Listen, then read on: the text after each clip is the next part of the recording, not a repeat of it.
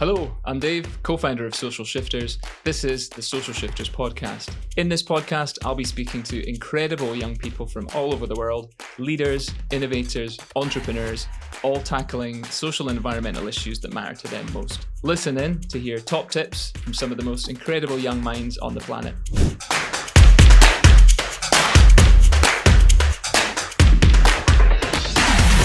Kat, welcome to Glasgow. Welcome to Barclays Ego Labs, and well done for winning our Global Innovation Challenge Scottish Student Award. How does it feel?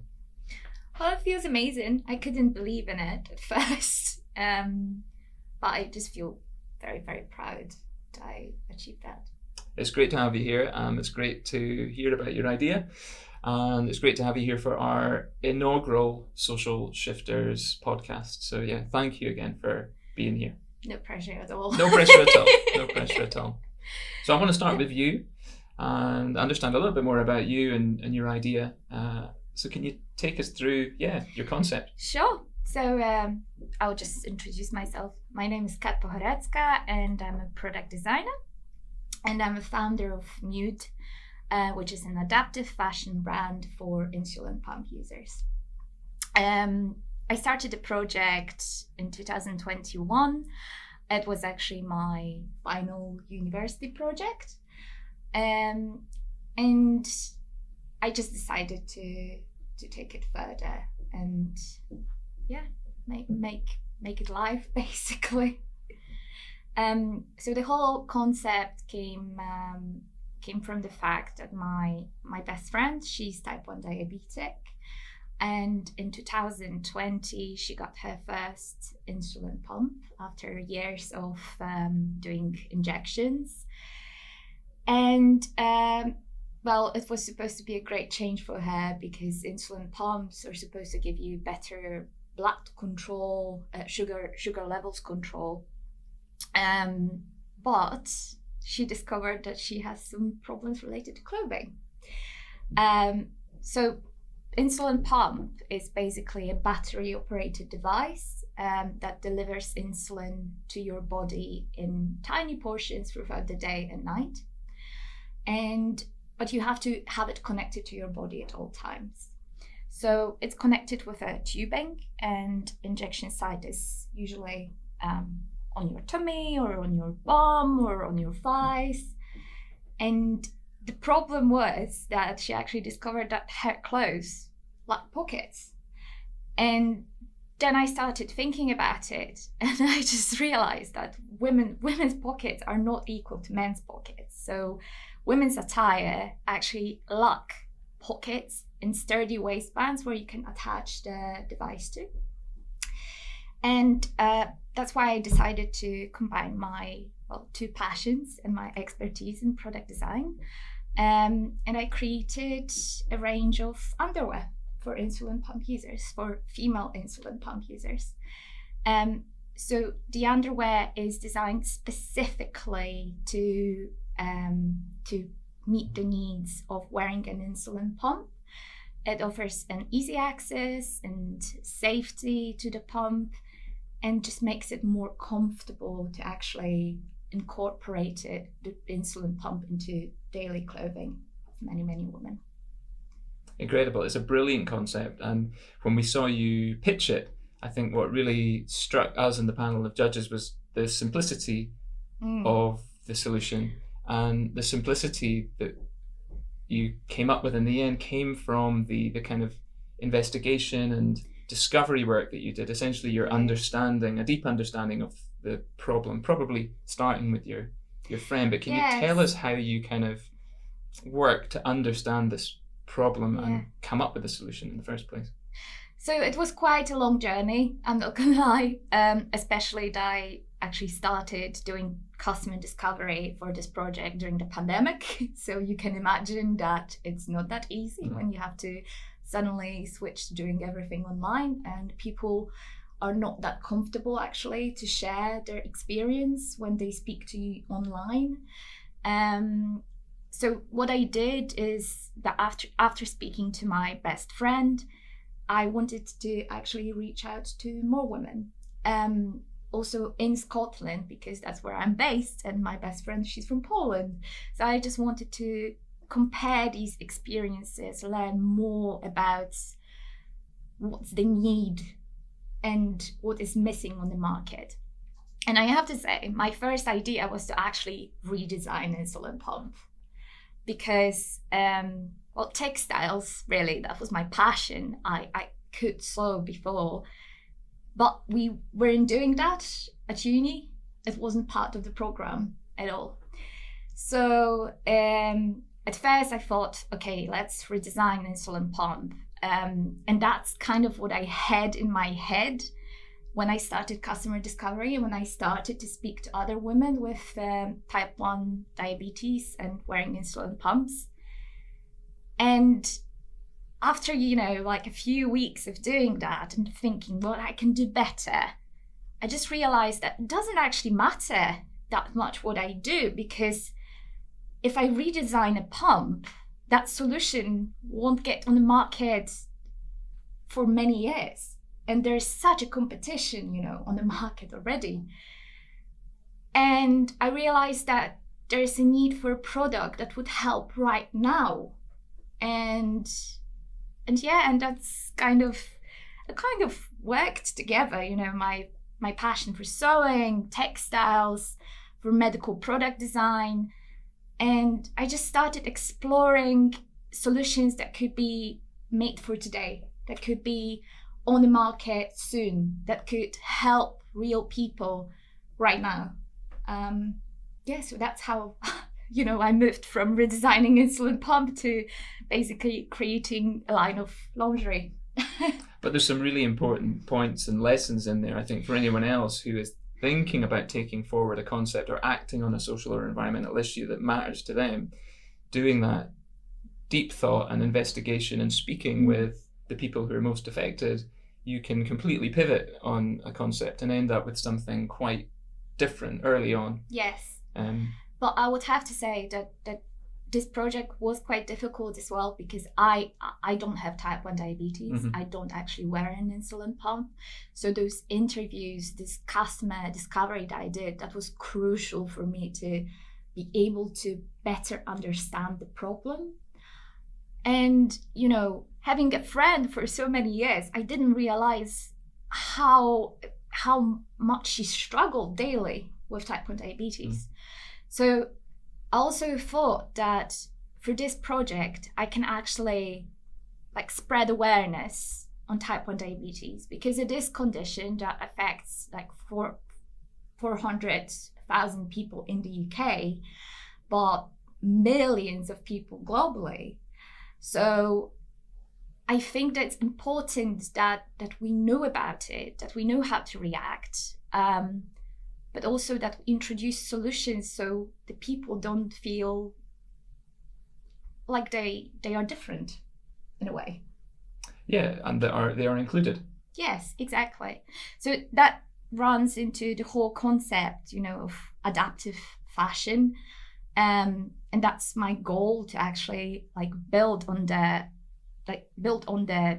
line of underwear just for insulin pump users and expand it to adaptive fashion brand, which would deliver solutions, clothing solutions for people with different conditions and physical limitations. That's the whole idea of functionality of clothing that I think that got lost somewhere there, with fast fashion movement. Let's talk a bit about adaptive fashion, because we were talking before this interview today about adaptive fashion. It was the first time I'd heard that phrase. Yes. We got into an interesting conversation about pockets and pockets in men's and women's clothing, which is just something I've not had to consider before. So I'd imagine some people listening to this will be in a similar position. So what is adaptive fashion? Why is it needed? And why hasn't it really been given proper consideration until now? So thank God, adaptive fashion becomes more real now. Also thanks to London Fashion Week last week, where there was a show by Hidden, which is an adaptive brand, fashion brand.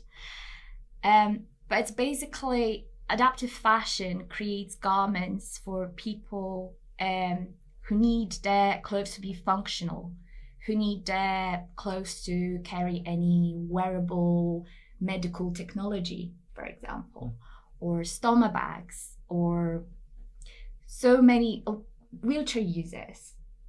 We never actually think, because we are not in their position, of course, so it's hard for us to understand what they struggle with and what they need, and what their perfect clothing would be like.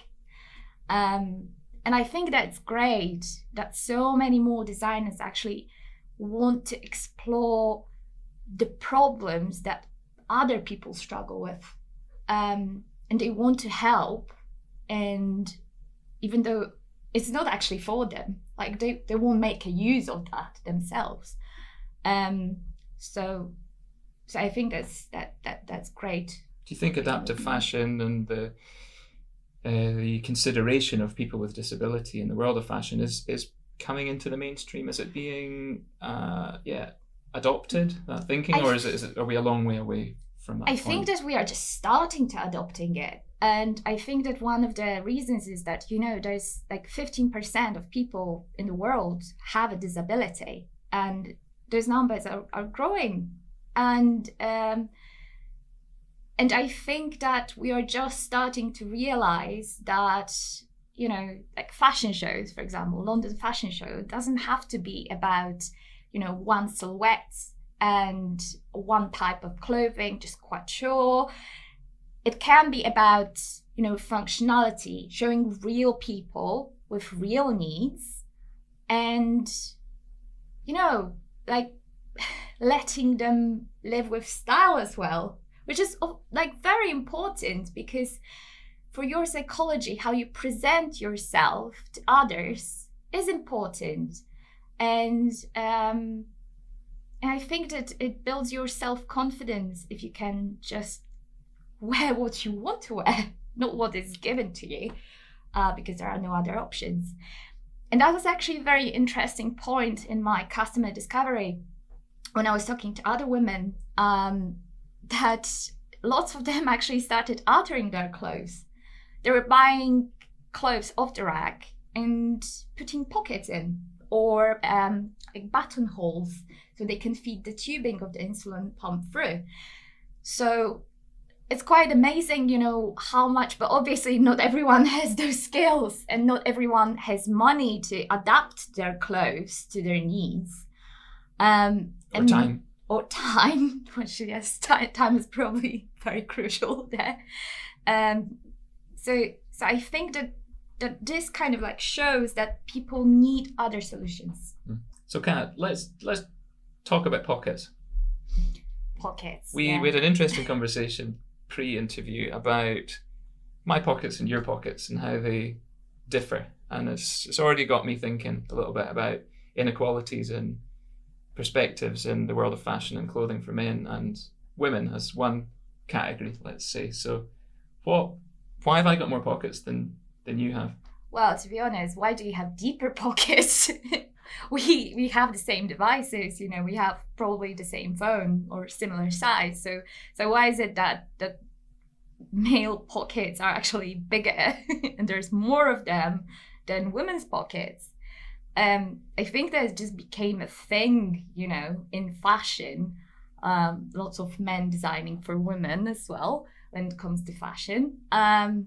It's more about how things look like than how functional they are. And we are real people. I mean, I want to be able to put change in my pocket. I want to be able to put phone in my pocket, and I want it to be safe. But with most of my clothes, I actually can't do that. And I'm not talking about, dresses or skirts. I'm talking also about trousers that, if you compare trousers, female trousers and men's trousers, you'll see that our pockets are very shallow, very tight.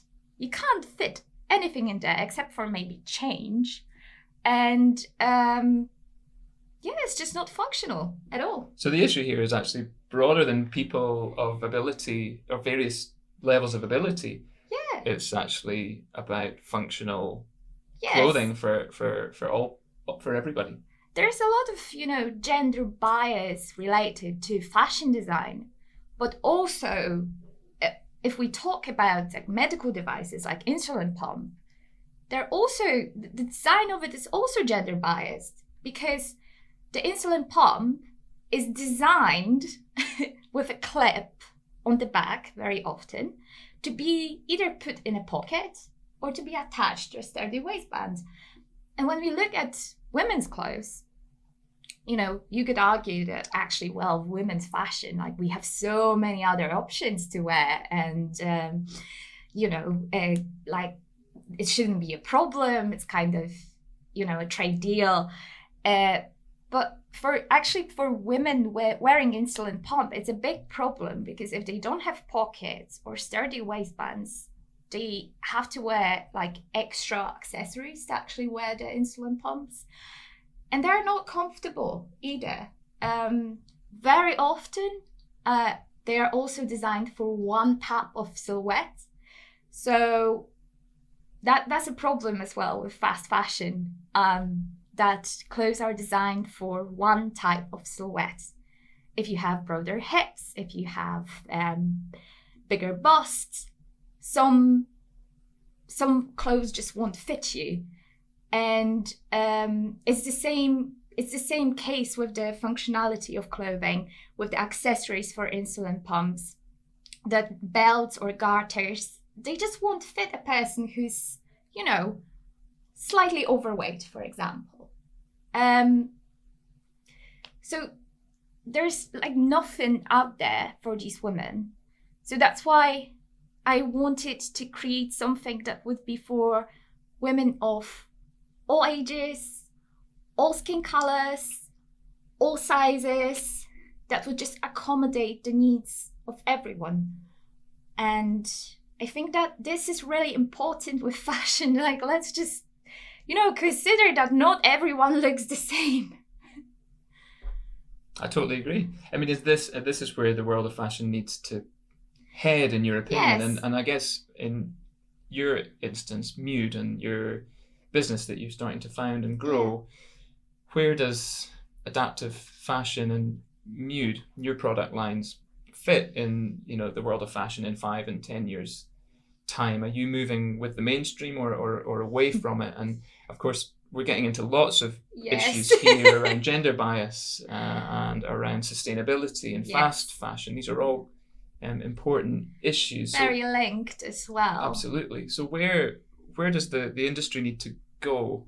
Can it go in the mainstream in the direction it needs to go, or does it need a lot more people like you working locally and thinking about very specific types of customers and their needs in order to accommodate the kind of plethora of abilities, disabilities, genders, races? Yeah. Big question. Big question. Very, very complex answer, probably, but I'll try to keep it short. So I think that definitely all the initiatives that are through social shifters, for example, or even initiative to put on a show of adaptive fashion, London Week, London Fashion Week, those are small steps towards good, basically. So towards considering people's needs, their actual needs and requirements. And well, on one hand, mainstream is not my favorite concept and favorite word, but I think that what would be my goal and what I would like to achieve is to actually make my line of clothing accessible to anyone, which is difficult if you want to create sustainable clothes as well. And if you want to, make profits, because my idea would be to be able to make money from my product so I can reinvest it and create more and change more. But there is a bit, it's a bit unclear, and I think that's one of the biggest challenges in trying to create something with social impact is that actually you have to think, like an entrepreneur. So, you want to make money, you want to be profitable, you want to be able to reinvest. At the same time, you have this big idea that you want to change. You want a change. You want to do it ethically. And I think that this is quite difficult. But it's good to see that more people think in this way. And there are more programs that actually teach you to think about your customers' needs. I think that this is very, very, very important. Well, this is a good segue, I think, into entrepreneurship, social entrepreneurship. At Social Shifters, we see a growing movement of young people looking to do business differently, looking to tackle social and environmental issues through business. Yeah. Certainly looking to do business and make money more ethically and responsibly. So, and you and people like you are at the epicenter of that movement. So, do you consider yourself to be an entrepreneur? And what is sort of social entrepreneurship to you? Yeah, so I had quite a difficult time with accepting the fact that I'm an entrepreneur. I'm not really sure where it came from. I think that I was just thinking always that being entrepreneur is, only about like making money. And I think that's what we're taught. Yes, well, exactly. But are we taught, or are we just getting that, from internet and basically TV, media, etc.? Because I actually don't think that there's enough education in schools for young people about what it actually means to be entrepreneur and what it actually, what you need to do to achieve it. But also there's like slight misconceptions that you become an entrepreneur if you can't find a job. I think that this still kind of like lives in our heads that, she wasn't able to find a job, so she just set up her own company because, she can hire herself. No one else wants to. And I think I was taught that. So for me, going into entrepreneurship was, that was difficult. And, also in my case, I actually had to find a job because I had to be able to pay my bills, and the funding wasn't just raining on me like it was promised to me at university. I think it's hard work. Entrepreneurship is hard work. There's so much you have to learn. And on one hand, me being from design background, that gave me a lot of skills, from design thinking about the project management. But it didn't give me skills to manage the business, to think about money, finance planning. Those are stuff that you have to learn. Grant applications, never-ending story. You just have to be very resilient, I think. And it can be challenging at some points. And I felt very, at least once a month, I think, oh my God, what am I doing? I'll never be able to, do it full time. I'll never be able to achieve what I want to achieve. But then, I apply for another grant. And then I meet people like you. Then I, have an opportunity to pitch live and I win an award. And that gives me motivation to keep going. Resilience is a theme that comes up a lot when I'm speaking with people about this. But what does that mean? And you mentioned some challenges that you faced. Is it challenges as a young person, challenges as a woman? What are the challenges? Where did you have to practice resilience in your sort of journey? I think that with myself also the big challenge was that I moved to Scotland in 2017. I moved here to study. So it was completely new setting for me, new environment. I had never been to Scotland before I moved here. So it was all a learning curve, and I really wanted to come here to study because knowing I want to study design, I knew that my chances and like opportunities here are just better for what I want to achieve, especially that somewhere there in my head already there was an idea brewing that I would like to use my skills for good and to actually create social impact. And I started exploring that more for uni, but I think that there were some sort of biases and misconceptions, you know, about me being here as well. I've actually been, well, told quite often that something is easier for me because I'm international. So, you know, university cares about it. I'm from outside. I came to here to study, so it was probably easier for me to get in. Other misconception was that, oh, like they like your project because you're a woman. That, you know, oh, you will probably get funding because you're a woman, and women in entrepreneurship are underfunded. And well, that's a kind of double negative. Yes, exactly. Mm-hmm. Exactly. Because at the same time, there's a report published a few days ago by Scottish government saying that there's actually under participation of women in entrepreneurship. There's actually 1 in 5 people is a woman. In entrepreneurship in Scotland. So it is underrepresented, but at the same time, like whenever you try to get out there, they'll tell you, you know, oh, you're a woman, or you know, like with venture capital fundraising. The thing is that most of venture capitals are actually men. There are a few venture capitals that are women-based, and they invest in only women and female-led businesses.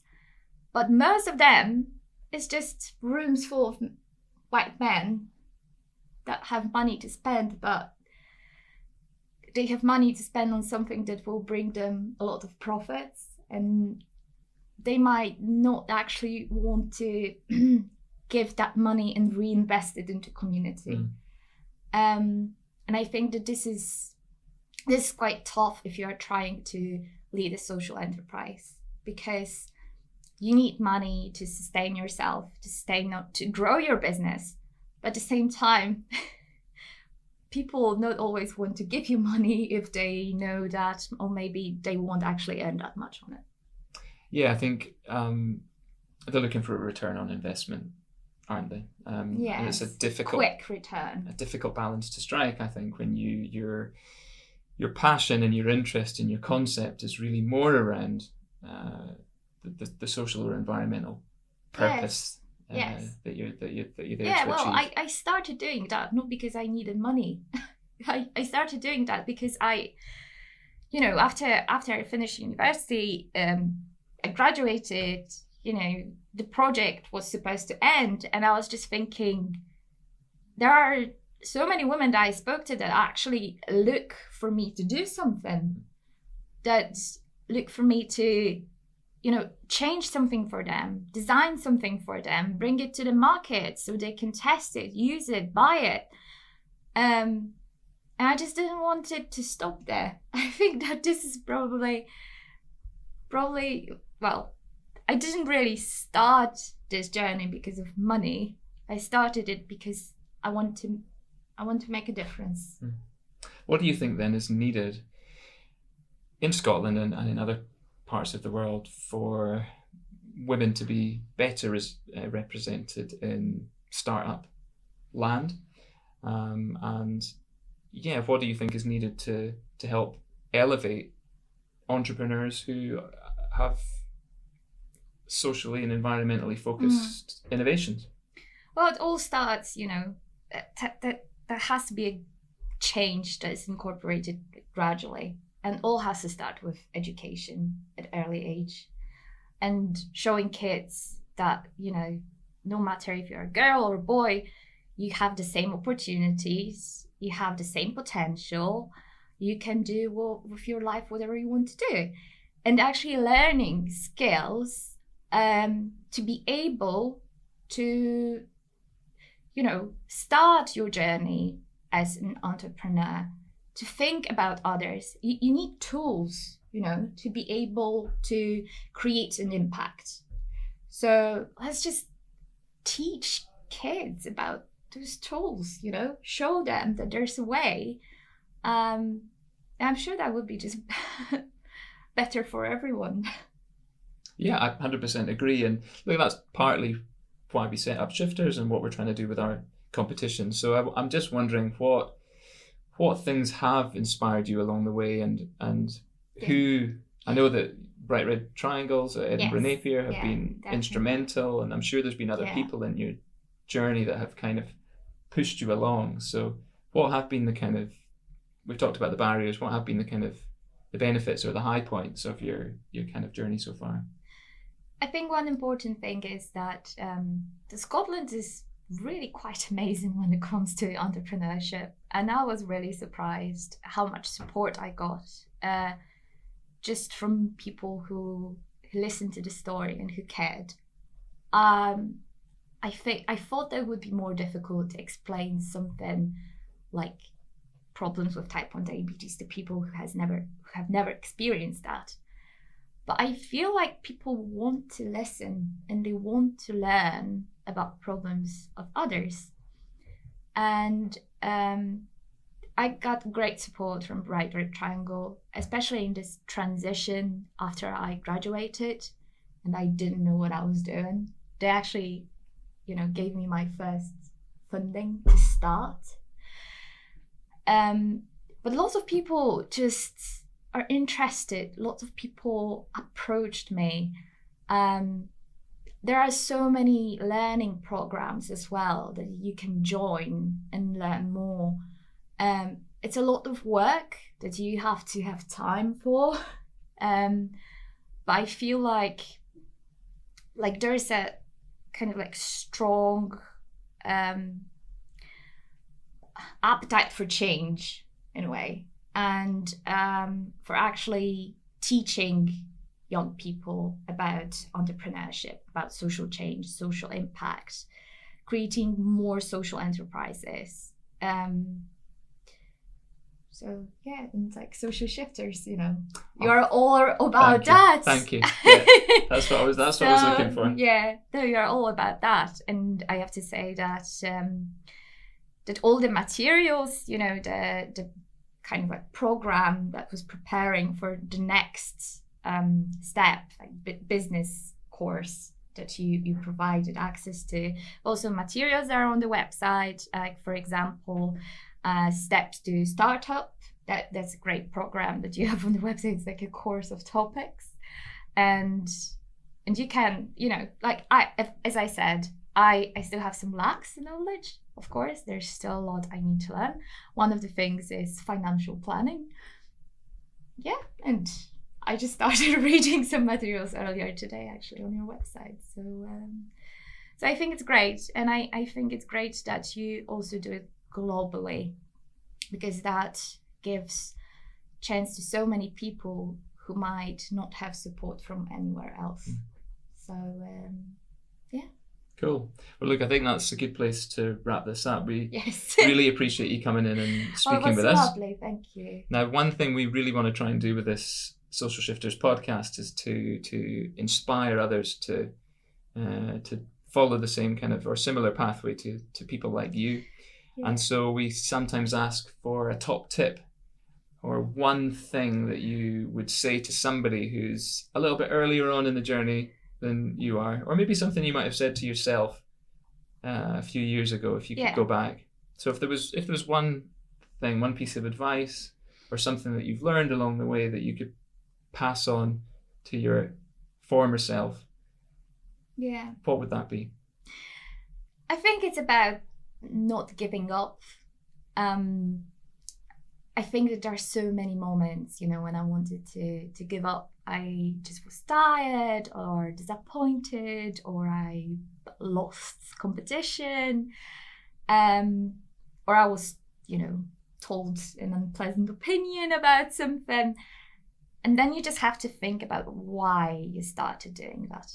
Why do you want to do that? What do you want to achieve? And I think once you do that, and once you realize that you're trying to solve a real problem for real people, that will get you back on track.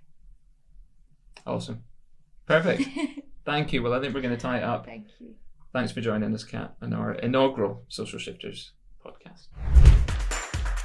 If you want to learn more about Social Shifters and how we can help you to impact the social or environmental issues that matter to you most, subscribe to our YouTube channel or find us on Instagram and Spotify.